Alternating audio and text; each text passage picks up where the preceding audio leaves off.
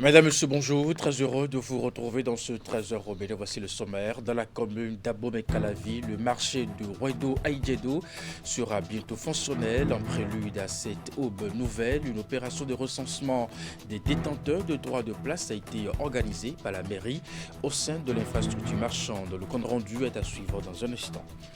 Ensuite, dans les entreprises et diverses organisations, il y a justement des professionnels essentiels pour le bon fonctionnement, le déroulement des différentes activités. Vous l'avez peut-être deviné, nous parlerons des secrétaires.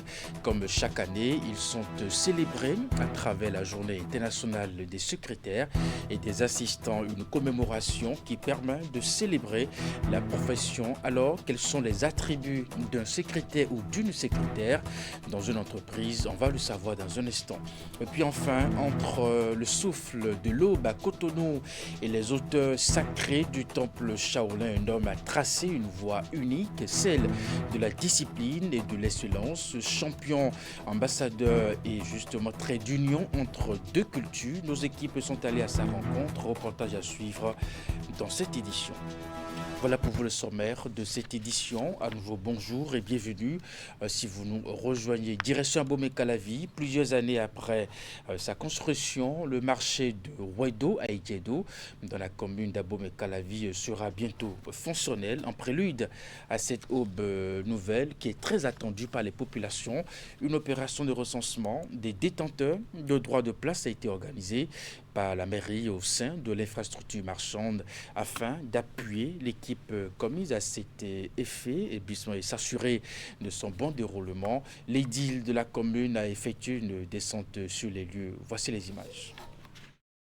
L'arrivée du maire sur le site achève de convaincre les uns et les autres du caractère extraordinaire, voire décisif de ce vendredi pour le marché de Rouedo-Aïdjedo et ses futurs usagers.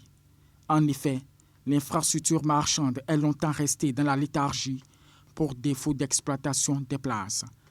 Aujourd'hui, elle est le théâtre d'une rare affluence et surtout d'une opération de recensement et de remise de contrats aux marchands conduite par la secrétaire exécutive de la mairie d'Abomey-Calavi. Donc, l'opération consiste à recenser les bonnes dames qui ont déjà fait des formalités au niveau de la mairie. Il y a des bonnes dames qui ont acheté des tickets au niveau de la mairie. Il faut recenser, histoire de connaître le nombre de places déjà occupées et des places disponibles. Comme ça nous permet de faire appel à d'autres femmes qui sont dans le besoin.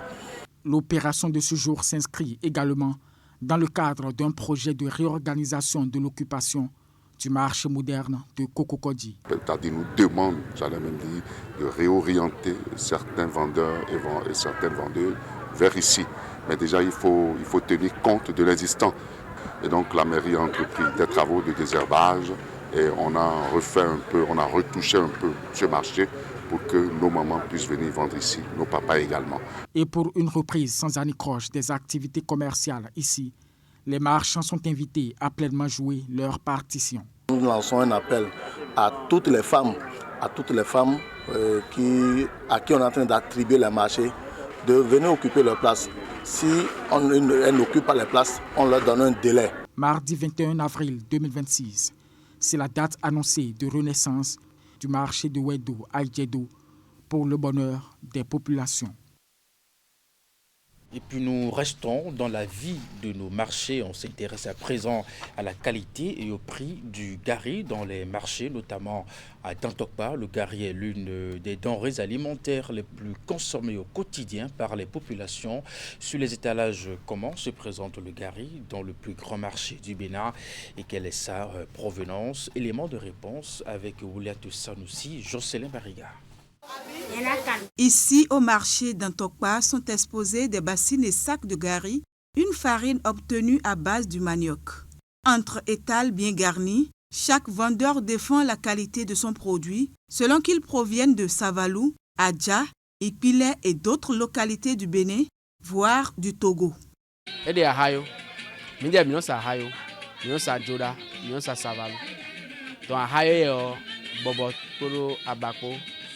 Joda yo non blon lebi, on du lebi. Savalo yon dosi, mouvon bla bana, c'est fini. Ce produit de grande consommation est vendu aussi bien en détail qu'en gros. Mais au-delà de la qualité du gari, c'est également l'évolution du prix qui retient l'attention au niveau des grossistes. Kilo, mais ça 250 000. D'ailleurs, 300 000, ça met 250 000. Ati Bebio, d'ailleurs, mais ça 40, 35 000, 30 000. D'ailleurs, mais ça 80, 85, mais actuellement, c'est 50 000. Puis ton ouais, mais ça, sort pour 4 500. Ça va loin, mais ça, sort pour, mais ça 3 500. Non, ça, 3 250. Non, ça, anglo, mais ça. A des sur les soifis, 4 500. Oh, il y a une 9 000. Mais doit ti, non, ça, 32 000. Développé, mais ça, 35 000. Il y a des Le gari, autrefois vendu à 300, 350, 400 voire 500 francs CFA le kilogramme, a actuellement baissé de prix. Une baisse significative que les vendeurs tentent de comprendre.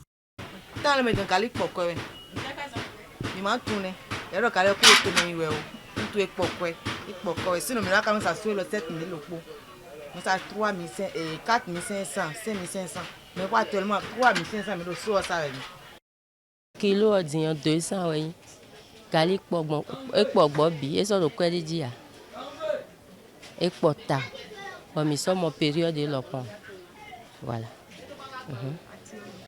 Aujourd'hui, la baisse du prix du gari au marché d'Antokpa est un ouf de soulagement pour les ménages. Mais elle pose en même temps un problème, celui de la mévente et de la stabilité du marché. Première sortie médiatique du procureur spécial près la Cour de répression des infractions économiques et du terrorisme créée au sujet de l'arrestation de Kémy Séba en Afrique du Sud. Mario Metonou a apporté des clarifications sur cette affaire au sujet de son extradition vers le Bénin. La demande n'a pas encore été soumise, affirme-t-il, à l'occasion d'un point de presse qu'il a fait dans l'après-midi de ce lundi 20 avril 2026. Je vous invite donc à suivre le procureur au micro de Tidi Goudalo, Simon Rolon. Le 13 avril 2026, le nommé Kapochichi Stelio Gilles Robert, alias Kémy Séba, a été arrêté à Pretoria, République d'Afrique du Sud, par la direction des enquêtes criminelles prioritaires pour de multiples infractions aux lois sud-africaines. L'intéressé de nationalité béninoise, né de parents eux-mêmes béninois, irrégulièrement enregistré comme tel au registre de l'état civil du Bénin, faisant l'objet de 2 mandats d'arrêt délivrés à son encontre par la commission d'instruction de la Cour de répression des infractions économiques et du terrorisme. Le premier mandat d'arrêt en date du 13 juin 2025 porte sur des faits de blanchiment de capitaux. Le second, en date du 12 décembre 2025, concerne des faits d'apologie de crimes ainsi que d'incitation à la haine et à la violence. En exécution de ces mandats d'arrêt, j'ai officiellement saisi les autorités judiciaires de la République d'Afrique du Sud par les canaux légaux d'une demande d'arrestation provisoire du nommé Kapochichi Stelio Gilles Robert.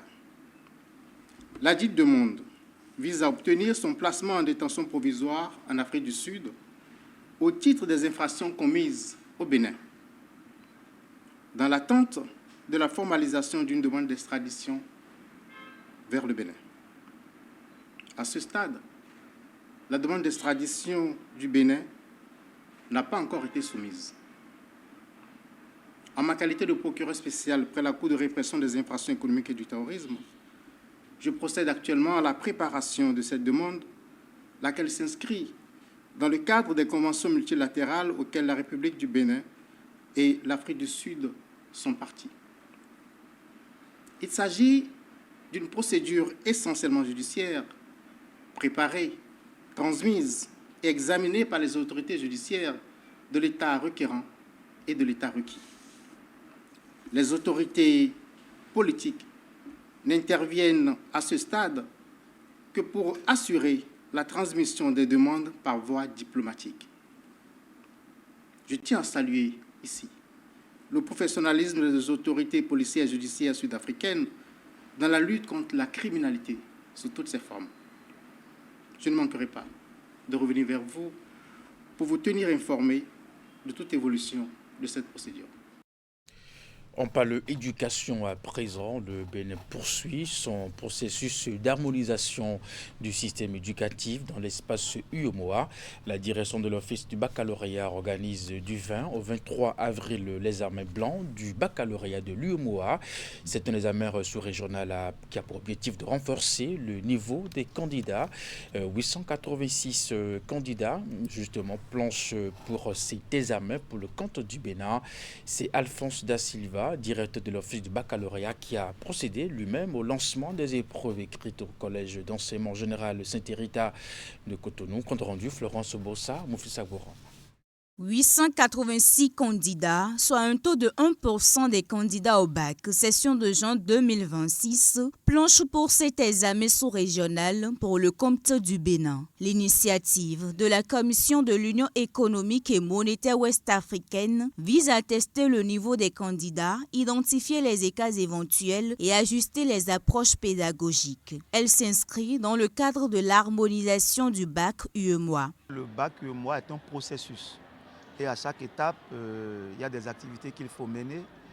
Et parmi ces activités, nous avons un bac blanc qui nous permet un peu de tester le dispositif mis en place, mais surtout aussi voir les réglages qu'il faut faire, non seulement au niveau du format des épreuves, mais aussi au niveau de l'harmonisation des curricula.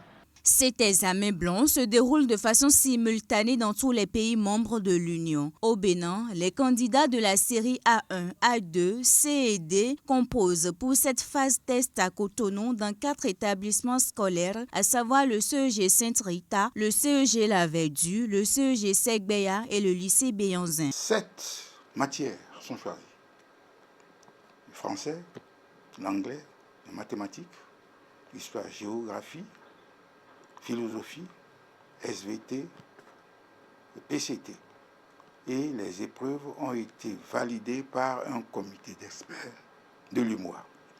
Les résultats de l'évaluation seront envoyés aux autorités. Les établissements non concernés par l'échantillonnage sont invités à exploiter ces épreuves proposées par les experts de l'UEMOA en guise de révision pour l'examen national du baccalauréat, session de juin 2026. Dans la suite de cette édition, nous allons établir la liaison avec notre invité depuis Malanville, Harouna Salami. Il est conseiller communal à Malanville. Avec lui, nous allons échanger quelques mots sur les défis de développement après les élections dans cette commune. Monsieur Salami Harouna, bonjour. Bonsoir, monsieur le journaliste. Merci de votre disponibilité. Je le disais tantôt, vous êtes conseiller communal à Malanville et militant de l'Union progressiste Le Renouveau. Alors, comment Malanville vit l'après-élection? Bonsoir et merci pour l'opportunité. Et à Malanville, l'après-élection est marquée par un climat apaisé et responsable. Les populations ont fait leur choix et aujourd'hui, elles sont tournées vers l'essentiel, le développement. Il y a une attente forte, mais aussi une volonté d'accompagner les actions à venir. Globalement, je dirais que Malanville est dans une dynamique de mobilisation et d'espoir. Absolument. Les résultats proclamés donnent une victoire écrasante de Romia de Wadaï avec 94% des suffrages exprimés. Comment votre commune a-t-elle contribué à cette victoire? Malanville a pleinement joué sa partition. Nous avons mené un travail de terrain important basé sur la sensibilisation, la proximité et l'écoute des populations. Les citoyens ont compris les enjeux et se sont mobilisés en conséquence. Ce score est le reflet d'une adhésion à une vision, mais aussi un engagement collectif. Malanville a contribué avec conviction et responsabilité. D'accord. Et puis les résultats justement proclamés qui donnent justement, en tout cas, je dirais, une victoire écrasante de Romia de Ouadani. Dites-nous, en tant que conseiller communal, quel est aujourd'hui les défis les plus urgents à relever dans votre commune? Effectivement, le plus important commence maintenant. Les défis sont clairs. L'emploi des jeunes, le soutien aux femmes, le développement des activités économiques locales et l'amélioration des conditions de vie. En tant qu'élu et acteur économique, mon rôle est d'aider à créer des opportunités, encourager l'initiative locale et faire remonter les besoins réels du terrain. L'objectif est simple, transformer les décisions en impact visible pour les populations.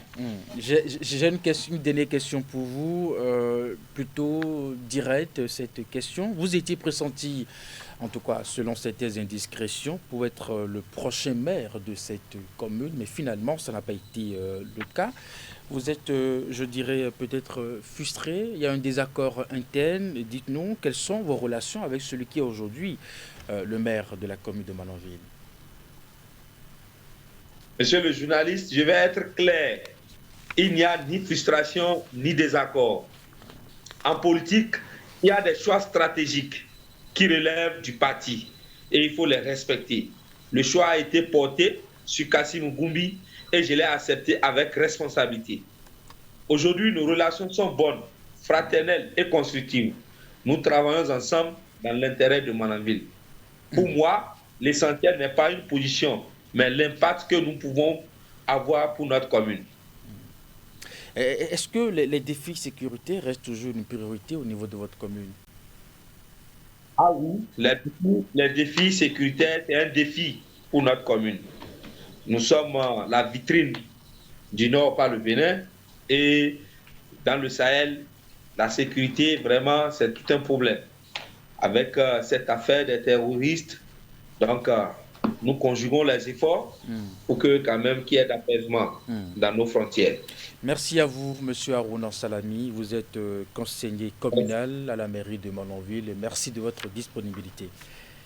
Merci, monsieur le Cette journaliste. édition se poursuit justement après ces moments d'échange depuis Malanville. Dans les entreprises et diverses organisations, il y a justement de ces professionnels essentiels au bon déroulement des différentes activités. L'exemple des secrétaires agents qui assurent le soutien administratif d'une entreprise ou d'un, je dirais, d'un responsable en gérant la communication, l'accueil, les agendas et le classement des dossiers. Comme chaque année, ils sont une nouvelle fois célébrés en 2026 à travers la Journée internationale des secrétaires et des assistants, une commémoration qui permet de célébrer la profession pour sa contribution au bon fonctionnement des entreprises et justement son évolution vers des rôles de gestion. Je vous propose ici un extrait sur les attributions d'un secrétaire dans une entreprise ou une institution.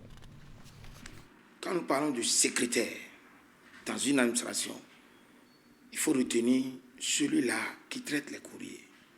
C'est lui qui produit les courriers. L'information stratégique, c'est lui qui produit ça.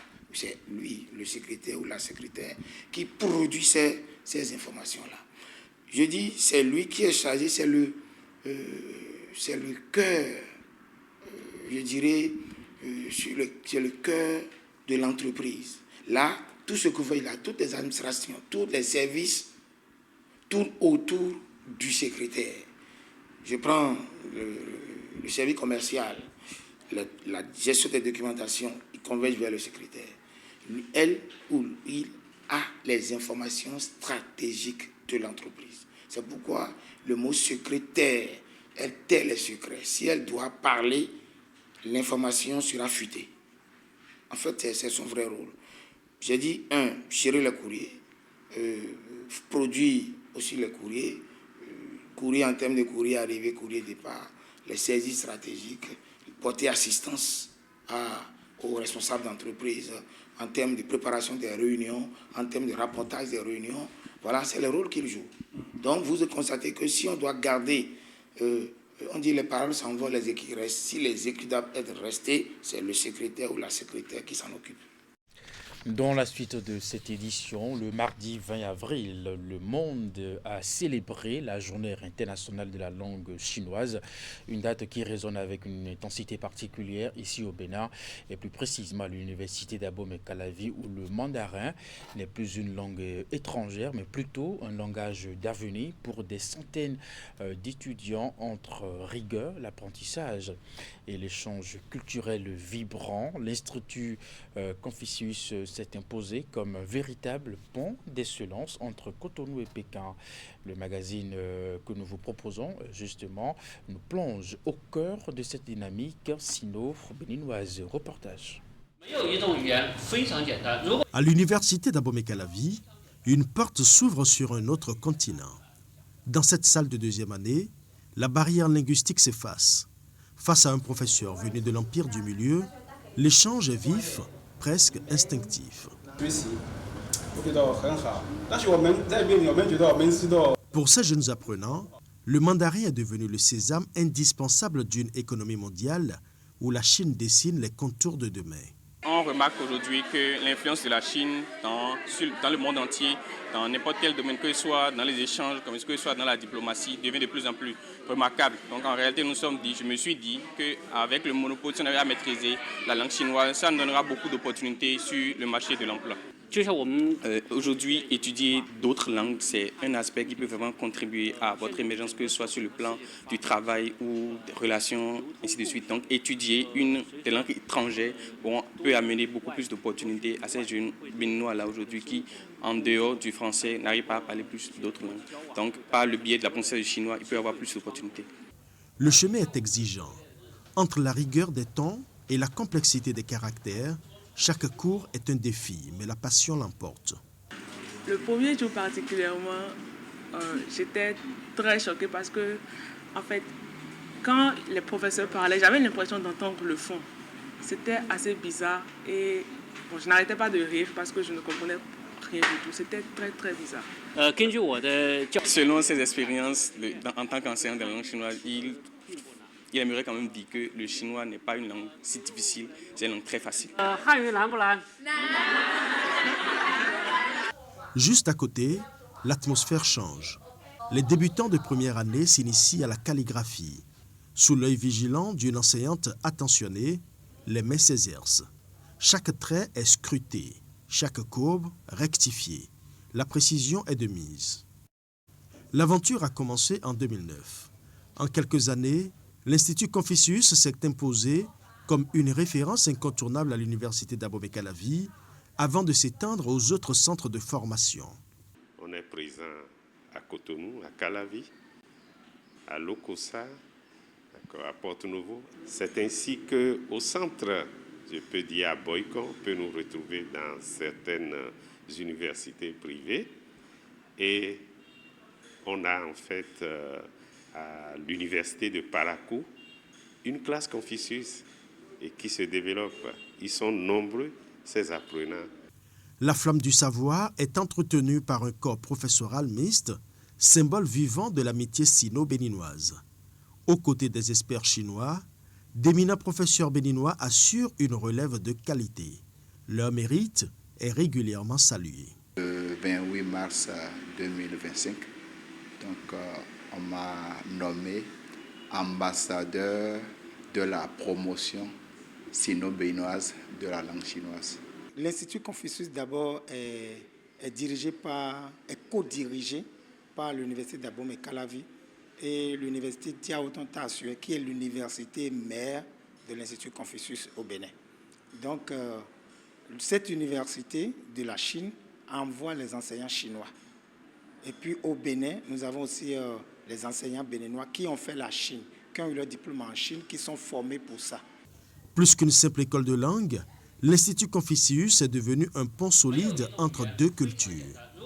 Des milliers de jeunes béninois y dessinent chaque jour leur futur. On dira ni hao à Ulrich Gaba.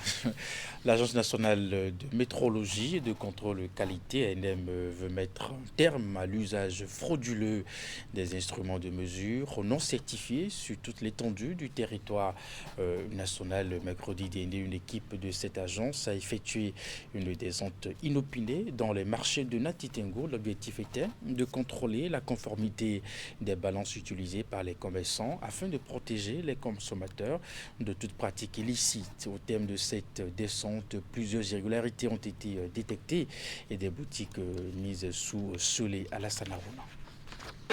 Une mission de contrôle de l'Agence nationale de métrologie et de contrôle qualité ANM dans plusieurs boutiques spécialisées dans la vente de produits préemballés de la ville de Natitengo. Objectif principal de cette descente, vérifier la conformité des points indiqués sur les emballages avec le contenu réel des produits proposés aux consommateurs. À travers cette opération, l'ANM entend s'assurer du respect des normes en vigueur en matière de métrologie et de protection des consommateurs. L'ANM fait ce contrôle d'habitude dans le cadre de la protection du consommateur. Vous allez voir que sur le marché, il y a des commerçants qui vendent des sacs de riz non conformes. Donc, c'est dans ce cadre que l'ANM a diligenté une mission pour la surveillance du marché pour pouvoir protéger les consommateurs. Sur le terrain, plusieurs irrégularités ont été détectées par l'équipe de l'ANM. Certains commerçants indélicats utilisent des instruments de mesure non certifiés. D'autres procèdent à des reconditionnements non autorisés. D'autres encore mettent en vente des produits dont les poids relevés ne sont pas conformes à la qualité nominale indiquée. Vous avez constaté avec nous que plusieurs boutiques ont été épinglées dans ce sens parce qu'il y a vraiment la duperie du consommateur. Les sacs ne sont pas conformes et en plus, ils prennent des sacs de riz d'une autre qualité et ils mettent dans des sacs qui ne sont pas de qualité. Donc le consommateur est dupé sur le poids et sur la qualité. Si c'est comme ça, il y a des sanctions qui sont prévues par la loi et ils paient des amendes. Au terme de cette opération, plusieurs boutiques de vente de produits préemballés ont été mises sous scellé et les contrevenants convoqués à la direction départementale d'industrie et du commerce à Takora pour s'acquitter de leur amende conformément à la loi. Il existe des chemins qui ne se parcourent pas avec les pieds, mais avec l'esprit. Entre le souffle de l'aube à Cotonou et les auteurs sacrés du temple Shaolin, un homme a tracé une voie unique, celle de la discipline et de l'excellence. Champion, ambassadeur et trait d'union entre deux cultures, notre reporter Ulrich Gaba nous amène à la découverte de Fabrice Ndofina, un parcours atypique au cœur du Wushu où l'effort devient un langage universel. Suivons ensemble ce magazine. Dans le silence de l'aube, un souffle précis, puissant.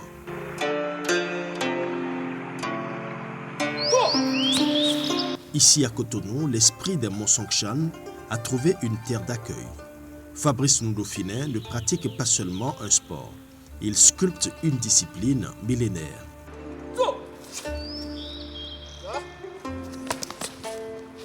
Multiple médaillé, champion incontesté au plan national et dans le monde, ce jeune athlète de haut niveau est devenu en quelques années le visage du Wushu béninois. Un palmarès qui force l'admiration, fruit d'un destin forgé dans l'acier de la volonté. Ce qui m'a intéressé chez Maître Fabrice, c'est qu'il est polyvalent. Il est dans tout, quelle que soit la branche de Wushu sur laquelle vous l'amenez, il répond toujours. Et c'est également lui qui est l'encadreur national pour l'équipe nationale de la Fédération béninoise de Wushu. Il avait environ 7 ans, 8 ans dans le temps. Donc il allait à l'entraînement avec nous. Il s'entraînait sans cesse. C'était sa passion en fait. Mais pour atteindre les sommets, il a fallu traverser les épreuves.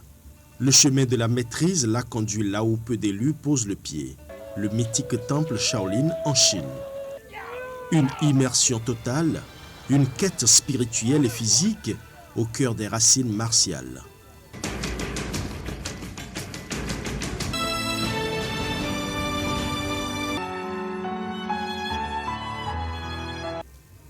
Aujourd'hui, Fabrice est plus qu'un compétiteur. Il est l'ambassadeur Shaolin au Bénin. Un pont vivant entre deux cultures, une passerelle de soie et de force entre Cotonou et Pékin. Ce trophée, c'est un trophée de meilleur, d'excellence, que c'est écrit Shaolin Games, que j'ai décroché également au championnat du monde de Shaolin. Donc ceci, c'est une distinction du père spirituel de Shaolin pour mon enseignement du Wushu Shaolin pendant 10 ans et plus. Plusieurs fois distingué, il est désormais une légende vivante du sport martial. 至2016年，曾担任贝宁中国文化中心的武术教练。首先，祝贺法布瑞斯成为贝宁武术推广大使。Cette promotion permettra à Monsieur Onundo Foudin, Fabrice Kodjo, de renforcer dans le domaine des échanges culturels et surtout dans le domaine du Wushu les relations sino-béninoises. Dans le cercle fermé des plus gradés du Wushu au monde, il n'oublie jamais d'où il vient. Avec ses frères d'âmes, chaque séance est une leçon de fraternité. Ici, on ne prépare pas seulement des combats, on forge des caractères. Et c'est sur ces images que se referme cette édition. Mais avant une dernière information, la circulation sur l'échangeur de Godom est bloquée dans les deux sens. Et pour cause, un camion chargé d'allumettes a pris feu sous cette infrastructure. Selon les témoignages, le camion provient de Calavi. Le feu se faisait remarquer avant son arrivée sous l'échangeur. En quoi ces témoins, le conducteur du camion a bien remarqué que son chargement avait pris feu. Il pensait donc forcer le passage sous l'échangeur afin de larguer ses colis qui étaient en feu, mais peine perdue car cette manœuvre a plutôt intensifié l'incendie. Les sapeurs-pompiers dépêchés sur les lieux n'ont pas pu maîtriser le feu. Justement, ils ont dû rebrousser chemin pour aller changer le camion et solliciter du renfort afin de venir à bout de cet incendie. Voilà donc l'information que nous tenons de nos collègues de Fraternité. C'est l'essentiel à retenir de cette édition. Merci de l'avoir suivi, de votre fidélité. À 16h, votre bulletin d'information. À 19h30, la grande édition de la soirée. Portez-vous bien. À très bientôt.